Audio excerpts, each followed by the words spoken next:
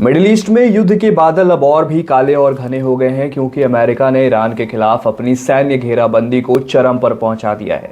जो ताज़ा खबरें मिल रही है उसके अनुसार अमेरिका ने दुनिया के सबसे खतरनाक और घातक जंगी जहाज यूएसएस गेराल्ड और आर फोर्ड को ईरान की ओर रवाना कर दिया है। और इस बात का ये संकेत है कि राष्ट्रपति डोनाल्ड ट्रंप केवल चेतावनियों तक अब सीमित नहीं रहने वाले हैं, क्योंकि देखिए अरब सागर में पहले से ही तैनात USS Abraham Lincoln carrier strike group और 3 गाइडेड मिसाइल डिस्ट्रॉयर्स के बाद अब गेराल्ड फोर्ड की मौजूदगी ने ईरान के शीर्ष नेतृत्व, विशेष रूप से सर्वोच्च नेता अली खamenei और राष्ट्रपति मसूद पेजेशियन की सुरक्षा पर कड़ा संकट खड़ा कर दिया है।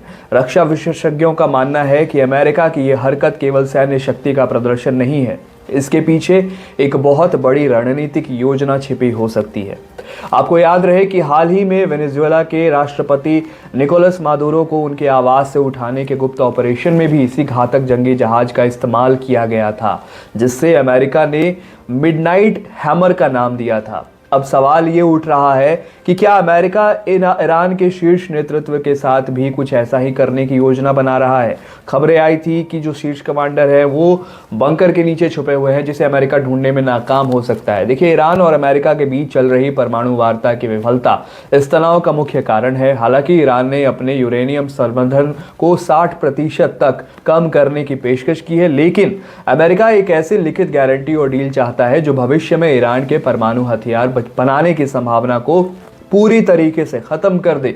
ईरान कभी परमाणु ताकत बने ही नहीं, ऐसा अमेरिका चाहता है। डोनाल्ड ट्रंप की हालिया टिप्पणियों ने आग में घी डालने का भी काम किया है, जिसमें उन्होंने स्पष्ट किया था कि यदि ईरान उनकी शर्तों पर नहीं झुकता तो अंजाम बहुत भयावह होगा। ओमान में कई दौर की बातचीत के बाद भी दोनों पक्ष की किसी ठोस नतीजे पर नहीं पहुंच सके हैं, जिससे व्हाइट हाउस का धैर्य जो है वो अब जवाब दे रहा है और जवाब जो है वो दिखाई दे रहा है। कैरिबियन सागर से मिडिल ईस्ट की ओर गेराल्ड फोर्ड की मूवमेंट को परमाणु वार्ता में ईरान पर दबाव बनाने की आखिरी पैंतरे के रूप में अमेरिका देख रहा है। यदि ये कूटनीतिक दबाव कम नहीं होता है तो खाड़ी क्षेत्र में किसी भी समय भीषण युद्ध छिड़ सकता है, जिसका जो असर है वो पूरी दुनिया की अर्थव्यवस्था और वैश्विक शांति पर पड़ेगा। फिलहाल पूरा खाड़ी देश इस समय एक बारूद के ढेर पर बैठा है, जहां एक छोटी सी चिंगारी भी महाविनाश का सबब बन सकती है। विचार लाइव देख रहे थे आप, मेरा नाम है विकास सिंह, धन्यवाद।